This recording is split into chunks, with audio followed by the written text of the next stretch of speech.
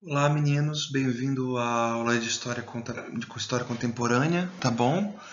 Essa é a nossa terceira aula de História Contemporânea e nós estamos abordando aqui a Revolução Francesa e hoje nós vamos ver a continuação da Revolução Francesa e o período napoleônico, tá? Se você não viu a última aula, eu recomendo que você veja, porque se você começar daqui, pode complicar algumas coisas. E essa aula e a próxima são muito importantes para a gente entender todo o século XIX, porque aqui nós vamos tentar entender, compreender o estabelecimento dos princípios burgueses, liberais burgueses, que vão reger todo o pensamento, tá, burguês europeu, econômico, no século XIX, tá?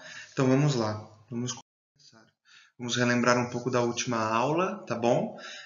Na última aula nós vimos as duas primeiras fases da Revolução Francesa, que é a primeira fase, que é a fase burguesa da Assembleia Constituinte, em que acontece a tomada da Bastilha, o rei chama os três estados, está todo mundo descontente, porque o terceiro estado, que era composto da maioria da população, tinha que sustentar a nobreza e o clero, e eles queriam ter acesso a direitos políticos, né? Lembrando que eles tinham lido Rousseau, eles tinham lido Montesquieu, que eram pessoas que falavam de republicanismo, de direitos políticos para as pessoas, né? E a burguesia, tá? Que é essa classe que vem ficando rica, vem enriquecendo desde a época lá do início das colônias com o mercantilismo, ela quer ter acesso ao poder político e ela vai fazer isso, vai tomar esse poder através da Revolução Francesa, né? Aí é a primeira fase, essa. Aí depois nós temos a fase popular. O que é isso? É que quando a primeira fase não dá conta de atender os interesses das classes mais baixas da população, né? Os jacobinos, que são esses radicais, esses pequenos burgueses, esses trabalhadores paupérrimos, né? Que eram os chamados de sans-culottes, né? Os cenceroulas, né? Eles assumem o poder e estabelecem um novo regime que é a convenção, tá? E essa é a fase conhecida como fase do terror, que é a fase em que o Robespierre assume como ditador e é nessa fase que decapitam o rei, que usam a guilhotina, etc e tal, mas é a fase que consegue vencer as ameaças externas, é a fase que consegue dar uma organizada, né? Vamos dar uma lembrada que todo esse processo está acontecendo não só na França, os países ao redor estão reagindo a isso, tá bom? E as ideias que inspiraram a Revolução Francesa agora vão ir além da França. Então nós vamos falar de um mundo além da França. A gente vai falar também do que a Revolução Francesa deixou de marcas na Europa, tá bom? Então a gente vai lembrar desses ideais revolucionários iluministas e do pensamento iluminista também, tá bom? Que é o início da aula passada, tá? E agora, tecnicamente, esse terceiro tópico é o que a gente vai ver agora, né? A gente viu que o Robespierre tinha feito uma ditadura, ele afastou o Danton, o Marat, que era o outro colega, morreu, assassinado, e aí ele tomou o poder para si. Mas o que acontece? Acontece que vai ter uma contra-revolução burguesa. O que é uma contra-revolução burguesa? Vejam, na fase da Assembleia, quem estava no poder era a alta burguesia, que queria uma Assembleia Constituinte, uma monarquia constituinte. Tá bom? O que vai suceder? Um poder popular vai derrubar a Assembleia e instalar a Convenção. Só que a Convenção vai ficando tão caótica, porque vai se tornando uma ditadura, vai acontecer uma contra-revolução, ou seja, a burguesia vai retirar os poderes populares do poder, os jacobinos vão sair do poder, tá bom? E tudo isso acontecendo na França, tem um generalzinho nascido na Córcega, tá bom? Que havia sido comprada, a França tinha comprado da Itália, tá? Esse general corso chamava-se Napoleão Bonaparte e ele começou a servir no exército, começou a subir nos rankings do exército, começou a ter algumas vitórias durante as guerras da Revolução Francesa, né, contra austríacos, alemães, ingleses, etc. e tal, e ele vai se tornando cada vez mais popular com as tropas. E aí nós chegamos aqui à terceira fase, que é a fase do diretório, tá bom? É a contra-revolução burguesa. O que acontece? Tirou Robespierre, entra de novo a alta burguesia no poder. Eles vão estabelecer uma nova constituição, tá bom? E aí todas as medidas que tinham sido adotadas durante a fase do terror, durante a fase da convenção, vão ser desfeitas. Então vai ser reestabelecido o voto censitário. O que é isso? Agora não é todo homem mais que pode votar. Tem que votar de acordo com a renda. Se você ganha R$800, não ganha 1.000, só com 1.000 pode votar, você não vota. Entenderam? Voto censitário é que vota de acordo com a renda. Se a renda para votar é 1.000 e você ganha 800, você não vota. Não importa se é homem, letrado, maior de idade, não. Tem que votar de acordo com a renda, tá bom? A escravidão nas colônias retornou, entendeu? Então, o que tinha abolido a escravidão lá nas colônias francesas, de novo, volta a escravidão. E retornou a liberdade comercial. O Robespierre ele tinha tabelado os preços, não podia vender mais que o preço estabelecido, né? A liberdade comercial é essa questão primária, né? Uma questão do centro do liberalismo. É a liberdade do mercado de circular, de fazer comércio, sem intervenção do governo, né? E para controlar a economia, a convenção, para controlar a economia, a convenção estabelecia regras para tabelamento de preços, não podia estourar a inflação, né? O governo ficava de olho na economia. Aí, nesse caso, isso vai desaparecer. A liberdade comercial retorna, tá? Nesse governo. Os moderados tinham a intenção de encerrar a revolução. Olha que loucura. A alta burguesia, né, que eram esses moderados, quando eles tomam o poder lá atrás, eles estão satisfeitos, porque eles eram a classe que tinha dinheiro, mas não tinha poder político. Se você tem dinheiro e poder político, você não quer que seja mais revolucionário que isso. Entendeu? Que foi justamente o que aconteceu. Ficou mais revolucionário, aí de repente todo mundo podia votar, aí de repente liberou a escravidão, aí de repente um monte de coisa que não era do programa liberal, era de um programa mais popular, era de mais revolucionário, é adotado. Então nessa contra-revolução, quando a alta burguesia sobe ao poder, ela quer acabar a revolução. Né? Ela fala assim, ok, tiramos o rei, vencemos, vamos parar desse negócio de revolucionar. Olha que loucura. Quem fez a revolução agora não quer mais a revolução. Tá bom? Isso é muito interessante. Por quê? Porque significa que o espectro político muda e nós temos que ter muito essa noção desse espectro político. Veja, quando o rei estava no poder, os conservadores eram a nobreza e os revolucionários eram os altos burgueses, os baixos burgueses. Quando a nobreza sai do poder e entra a burguesia, a alta burguesia virou um novo conservador, que não quer fazer mais revolução, porque para ele está bom, atende os próprios interesses.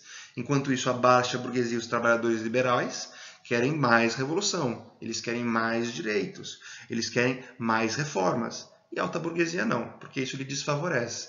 Então o espectro político andou. Isso é muito interessante e temos que ter em mente, tá bom? Veja, no diretório foi criado um poder legislativo consultivo. O que é isso?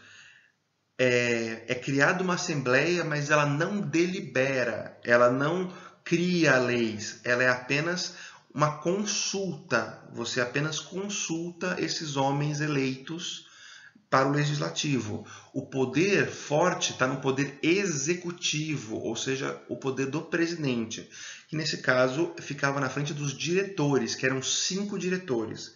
Ou seja, esse poder era de cima para baixo, era um poder autoritário, tá bom? O governo era fraco, não conseguia atender às demandas da esquerda nem da direita, nem manter a economia estável e manter os exércitos lutando. Então, essa contra-revolução não vai conseguir atender os interesses dos mais conservadores, que é liberar tudo, a economia, não vai conseguir atender os interesses da esquerda, que são os mais pobres, que são os trabalhadores mais precarizados, tá? Não vai conseguir manter a economia de pé e você ainda tem uma guerra a lutar, que você ainda tem pessoas atacando suas fronteiras. Os austríacos, os prussianos, os ingleses, tá bom?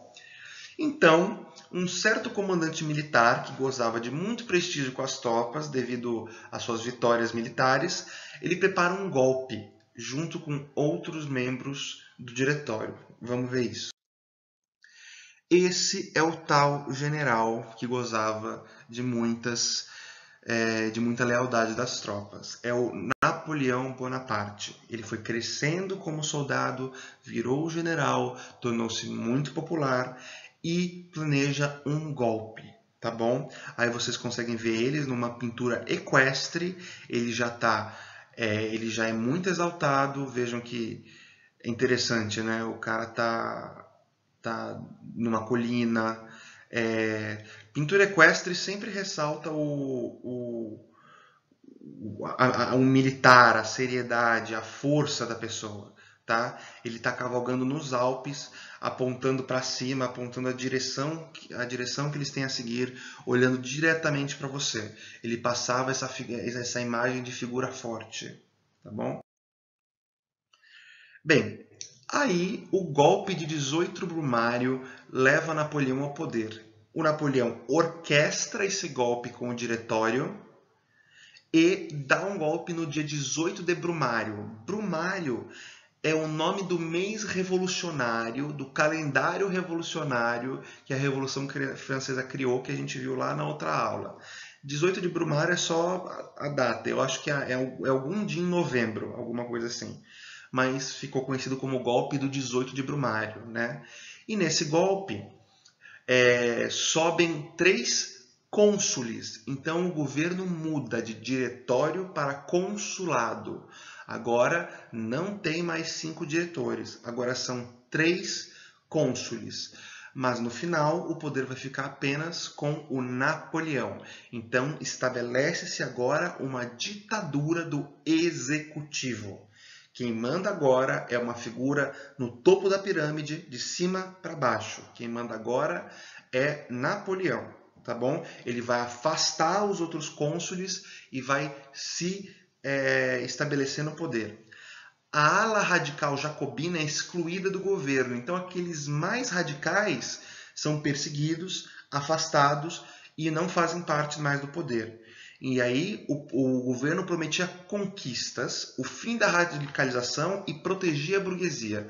Então esse governo dele apelava para o povo, fazia essas promessas que ia estabilizar o país, ia conquistar além das fronteiras, ia parar a radicalização, parar a morte, e ele protegia os interesses da burguesia. Ele protegia o interesse daqueles que tinham mais dinheiro, daquela classe com mais força. Nós temos os plebiscitos, isso é muito interessante. O Napoleão usava do plebiscito, que é uma forma de consulta popular, como expressão direta do povo. Ele falava, vou fazer um plebiscito para tal coisa. O Napoleão, ele ia fazer de qualquer forma o que ele queria fazer. Se ele quisesse baixar uma lei dizendo que X pode e Y não pode, ele, para dar ares popular, ou seja, para dizer que era uma decisão tomada pelo povo, ele levantava plebiscitos. Tá? Ele usava de uma característica democrática. Ele falava, não, isso é completamente democrático, a gente fez um plebiscito, mas eram medidas autoritárias disfarçadas através desses plebiscitos.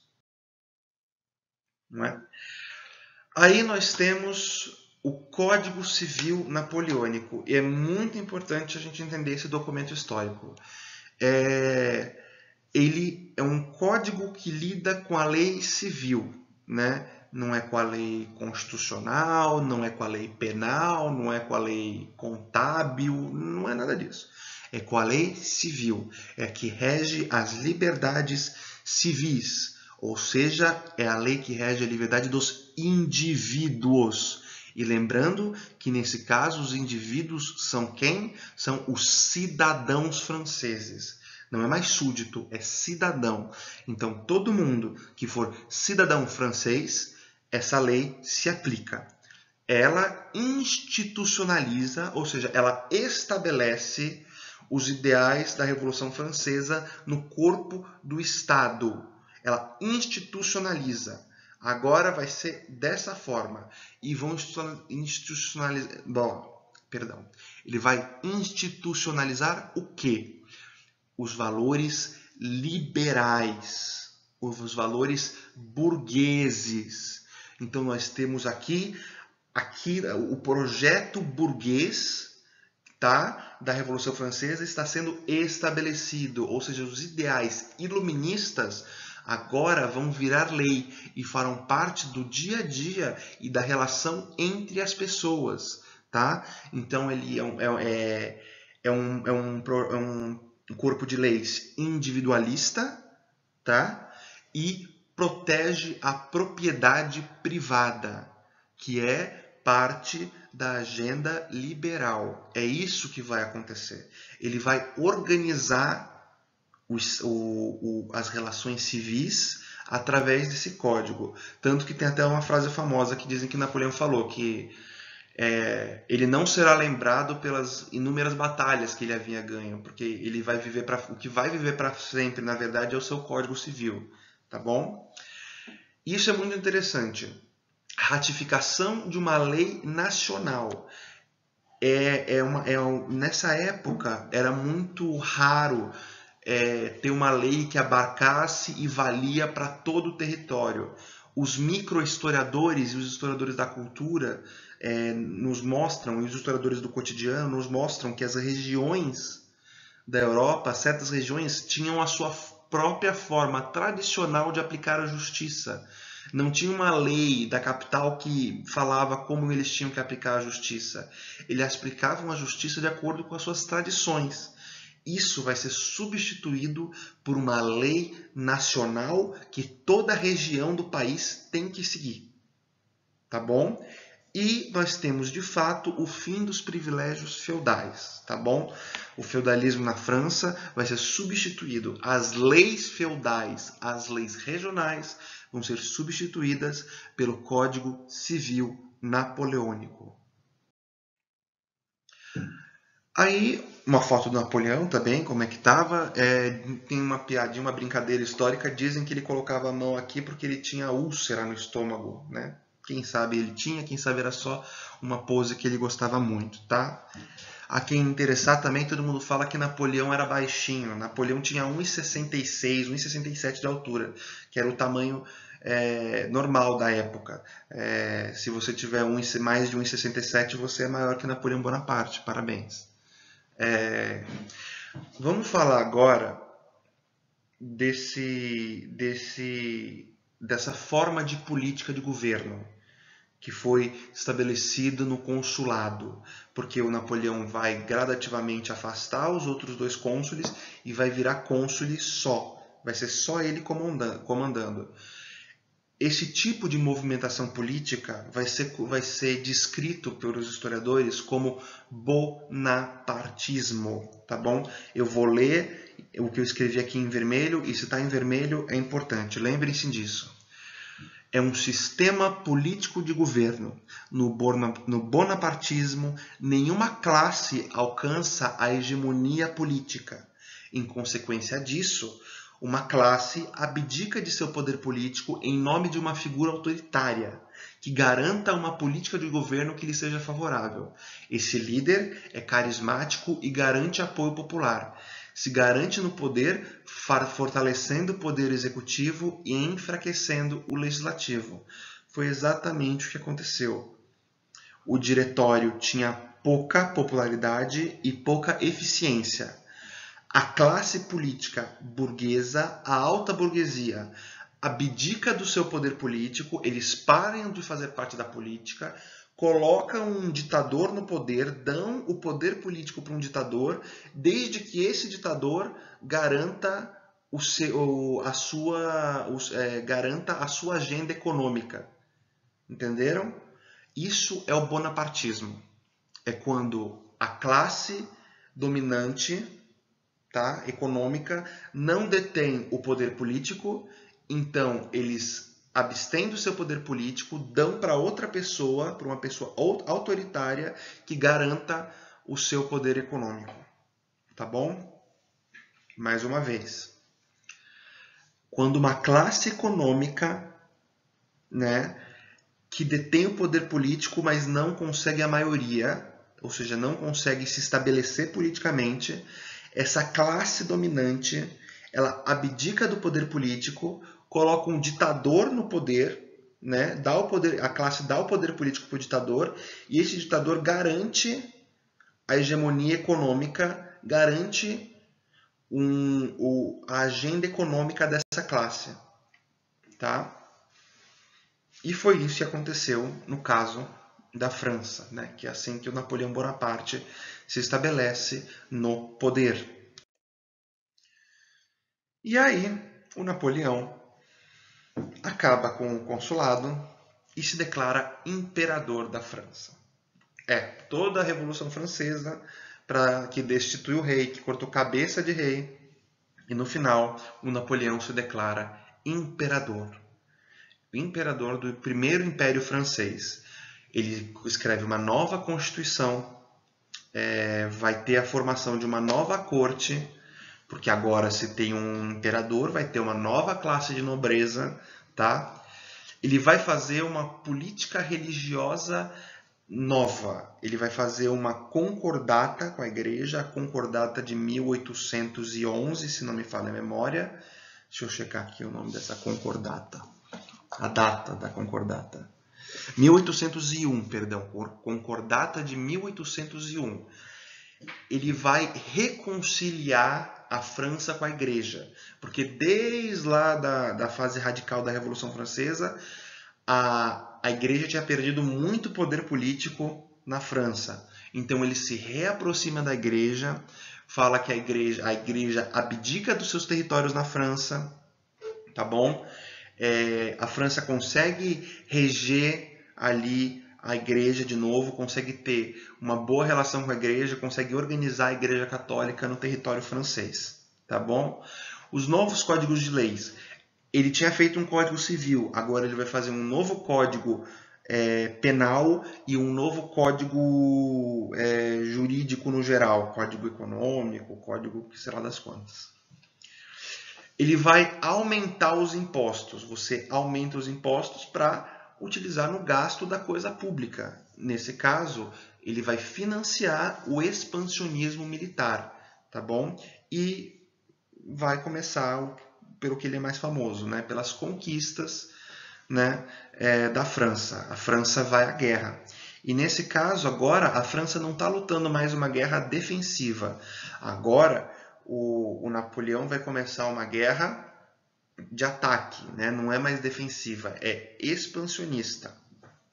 Eles se tornarão um agressor, não é mais defensiva, é uma guerra de agressão. Uma guerra agressiva é feio, uma guerra de agressão. Aí nós temos essa pintura, tá bom? Da coroação de Napoleão, tá? Galera, olha que interessante. Napoleão, que é este senhor bem no meio da pintura, ele está com uma coroa de louros na cabeça, tá? Uma coroa de louros dourada. Essa coroa de louros, ela é lá da época romana. O Napoleão vai adotar símbolos romanos, tá bom? Não só na sua coroação, mas no seu estilo. No estilo, não só na moda, mas na pintura, na arte da época. Lembra que a arte nessa época vivia o neoclassicismo. Então, o resgate da cultura clássica, tá bom? Então, o Napoleão vai ter essa simbologia romana ao lado dele. a coroa de louros, a águia vai aparecer muitas vezes, a águia que foi um símbolo de Roma. Nessa época, as mulheres usavam vestidos brancos, lisos e longos, que era para lembrar os trajes das mulheres romanas. Isso teve muita influência na moda feminina, que vocês podem ver aqui nas mulheres no fundo da imagem, aqui atrás também na escadaria. Essa que está se ajoelhando é a esposa de Napoleão. E olha que interessante. O Napoleão está se coroando. Olha que loucura. Antigamente, os monarcas, quem coroava o monarca era o padre, era a autoridade religiosa, era um bispo ou o papa. Nesse caso, não. Dá uma olhada. Ele tira a coroa das mãos do papa e se coroa, põe a coroa na própria cabeça. Isso era um gesto de afirmação de poder e desafio da autoridade da igreja, tá? O papa é esse cara aqui de branco, sentado, com a mãozinha levantada assim. Ele não está com essa cara feliz. Não, o Napoleão simplesmente tirou a coroa da mão dele e colocou na própria cabeça. Essa pintura ela é gigantesca, ela ocupa uma parede inteira. Tá? Ela está no Louvre. Tem uma versão dela também no Palácio de Versalhes. Agora é interessante, gente. Esse é o mapa que nós vimos da Europa antes da Revolução Francesa. Eu quero que a gente preste atenção para o meio do mapa, tá bom? Que é aqui onde está o Sacro Império Romano, ou hoje onde é a Alemanha, tá bom? Vocês podem perceber que essa região é um composto de estados bem fragmentados, não existe unidade política, tá? Isso vai mudar quando Napoleão vai invadindo, tá bom? Olha o que vai acontecer. Olha a Europa de Napoleão. O Napoleão invade a Itália, o Napoleão invade a Espanha, o Napoleão invade a Holanda, o Napoleão invade a Áustria, o Napoleão invade o Sacro Império, ele invade a Polônia, ele invade a Rússia, ele invade diversos lugares da Europa. Ele sai daqui da França, do oeste, e vai até o Império Russo. O que ele vai fazer? Em cada local que ele vai invadindo, ele vai colocando um familiar dele no poder. Então, na Espanha, ele coloca o irmão dele, o José Napoleão, e vira rei da Espanha. Ele vai lá na Itália e unifica a Itália e coloca um rei fantoche dele. Isso ele faz. Ele anexa o que vai ser a Bélgica, ele anexa a Holanda, né? E olha só, ele acaba com o Sacro Império Romano e estabelece a Confederação do Reno. Vamos ver o que é essa Confederação do Reno.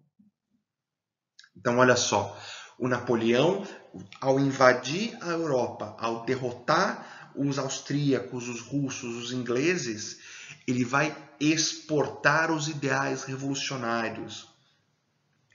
As burguesias locais dos países que o Napoleão invade apoiam o Napoleão. Porque o Napoleão defende o programa burguês. Ele defende a lei burguesa, ele defende o liberalismo econômico, ele defende a propriedade privada. Então a burguesia vai gostar da política do Napoleão. De acordo com o avanço de Napoleão na Europa, as ideias político-econômicas da Revolução vão se estabelecendo nas regiões conquistadas. As burguesias locais são favoráveis a Napoleão, pois este, em todo o território conquistado, estabelece as políticas liberais. Então, se você é um cara lá no sul da Alemanha, na Bavária, é burguês, tem dinheiro e não tem poder político, o Napoleão vem, tira o rei do poder e coloca você no poder, o cara faz política que você gosta, o cara faz economia que você gosta, você vai apoiar o cara. Você vai apoiar a política econômica dele. Então, muitas regiões, as burguesias de muitas regiões vão ascender ao poder e elas vão gostar disso. E quando Napoleão sair do poder, elas também vão sair. E aí que está a questão que a gente vai ver a aula que vem. Tá bom? Fim do Sacro Império Romano-Germânico e estabelecimento da Confederação do Reno. O Napoleão vai pegar todos aqueles paizinhos que faziam parte da Alemanha e vai juntar num único país, que ele vai chamar de Confederação do Reno. Reno é o nome de um rio que cruza aquela região, o rio Reno. tá? E ele vai estabelecer o seu código civil ali. E aí a burguesia alemã vai ascender ao poder. Quando essa burguesia alemã ascender ao poder, ela não vai querer sair, né? Só que e se ela tiver que sair? Aqui um mapa, ó. Aqui de roxo, tá? No meu lado, nesse meu lado aqui, é a França. Esses pontinhos todos coloridos no meio vão ser unidos para formar a Confederação do Reno. É isso que ele vai unir, bem esse meioco, tá bom? E vai fazer disso tudo um país. Vamos falar um pouco das complicações econômicas disso. Olha que legal. Você sai de um lugar para ir para o outro, nessa época, você tinha que passar por vários paizinhos. Toda vez que você passava por um paizinho, você tinha que pagar imposto de fronteira. Quando você junta tudo isso num país só, você não precisa mais pagar imposto de fronteira. Isso é uma política liberal. Você paga imposto e você tira os impostos e deixa a economia girar. Olha que interessante. As burguesias locais vão adorar isso. Você agora pode cruzar um território sem necessariamente ter que gastar tanto. Você vai gastar menos. Entenderam? Bem, eu vou voltar um pouco. Depois a gente volta aqui. Ah, não dá para voltar? Bem, não dá para voltar. Então, eu vou continuar daqui mesmo.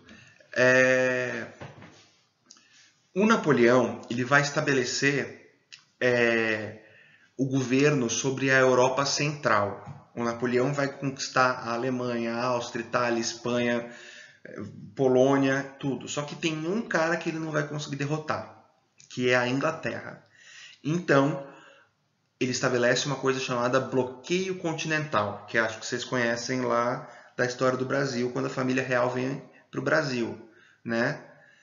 O que é o bloqueio continental? Nenhum país da Europa continental vai estabelecer comércio com a Inglaterra. E se alguém desafiar o bloqueio, a França invade, que é o caso de Portugal. Portugal não se rende à França, a família real foge para o Brasil e o Napoleão invade Portugal. A Rússia também vai falar não. A Rússia vai falar, eu não vou respeitar o seu bloqueio continental. Eu vou continuar fazendo comércio com a Inglaterra. Napoleão, puto da vida, porque o Napoleão não tem marinha, uma marinha forte, então ele não vai conseguir invadir a Inglaterra, que é uma ilha. Então ele estava esperando que a Inglaterra ficasse lá, sozinha, sem fazer comércio, e aos poucos, e se render. Ele vai fazer a Inglaterra passar fome.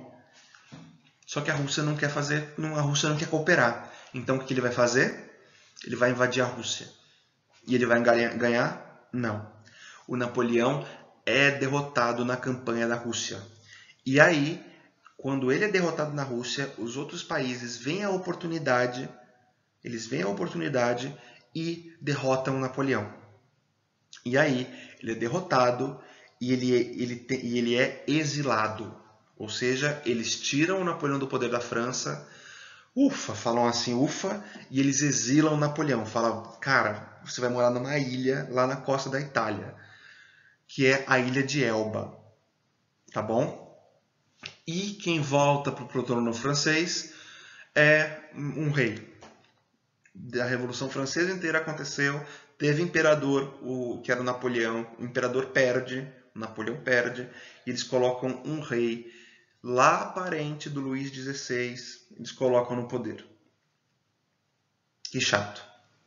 Bem, o Napoleão ele vai ver que esse governo novo desse rei está muito fraco. O Napoleão é muito popular. Ele escapa do exílio, ele escapa da ilha de Elba, invade a França, dá um golpe, estabelece um novo governo e vira de novo imperador. E ele consegue isso porque ele é muito popular com as tropas. Ele é muito popular. Vocês conseguem ver nessa pintura, nessa romantização, tem um soldado festejando quando ele retorna à França, porque ele traria a glória à França. Sempre tem a bandeira francesa das 3 cores, que são as cores da Revolução, né? Faz parte da identidade nacional. Tem um soldado ajoelhado entregando uma águia para ele. O que é isso? É o símbolo do imperador de Roma. Por favor, volta a ser imperador. Era melhor quando você estava no governo, tá bom? E aí, esse governo que ele estabelece, a gente chama de governo dos 100 dias. Por quê? Porque ele dura 100 dias. É um governo que ele se estabelece, mas aí ele tem que vencer as forças que invadem a França. Né? Aí quando as pessoas falam assim, caralho, ele voltou, não vamos deixar. Aí todos se juntam de novo. Áustria, Rússia, Prússia, Inglaterra invadem a França. E aí o Napoleão, lá na Bélgica, na região da Bélgica, tem uma batalha decisiva, que é a Batalha de Waterloo. Se ele vencer, ele vence. Se ele perder, ele perde para valer. E ele perde. Ele perde na Batalha de Waterloo. E dessa vez, eles vão pegar o Napoleão e não vão colocar na ilha de Elba, de novo, na costa da Itália. Eles vão colocar na ilha de Santa Helena, que é uma ilha desse tamanho, no meio do Oceano Atlântico, bem longe da Europa. E é lá que ele vai morrer, sozinho e abandonado. Triste, muito triste. É isso, gente. Essa é a parte que eu queria explicar para vocês do Napoleão e do período napoleônico da Europa, tá? Na próxima aula a gente vai ver o que a Europa vai fazer, o que os outros países vão fazer para reorganizar o mundo depois da Revolução Francesa e depois do período napoleônico, né? Eles vão reorganizar o mundo. E aí a gente vai ver o papel da burguesia e o papel dos ideais revolucionários franceses, como que eles fizeram a mentalidade, como que eles funcionaram e moldaram o século XIX, tá? Aqui uma última pintura, esse é o Napoleão derrotado. Eu tô que nem ele nessa quarentena, tô só o Napoleão, engordei, fiquei mais careca e mais depressivo com esse olhar aí. É isso aí. Muito bem, gente, muito obrigado. Essa foi a aula. Até a próxima.